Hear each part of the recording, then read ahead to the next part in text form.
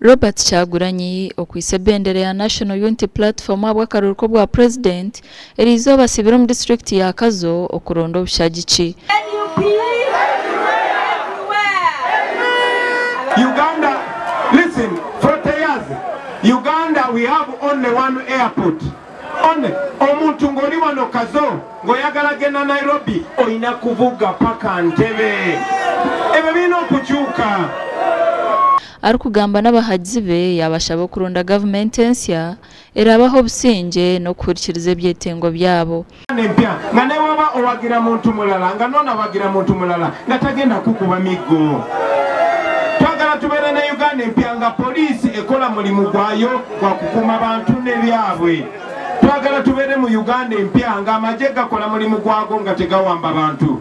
Eyo Uganda gye twagala okulembera. Eyo Uganda empya egenda kubeera mu tribes zonna. Uganda empya fe aba NUP tukibalaze in 4 years, just 4 years. Nga tete tuli mu gavumenti tusobola okuzimba ekitebe ekisinga obunene mu Uganda. Omurutaya yoru haba okusika omuguha hagati y'abahagizi ba NRM na n'aba-NUP konka kwahwa okuronda obushagiki kwagumizamu. Bw'oba ogenda kulonda, think about Uganda of tomorrow. Think about Uganda of tomorrow. Kurigera ari Kyagulanyi gavumenti ya NRM obwire bwetegekere numara kandi akaniko kire gavumenti ezindi kwebembera ihanga. Nabo ekyo basebo n'abanyabo nishaba kalulu kamwe.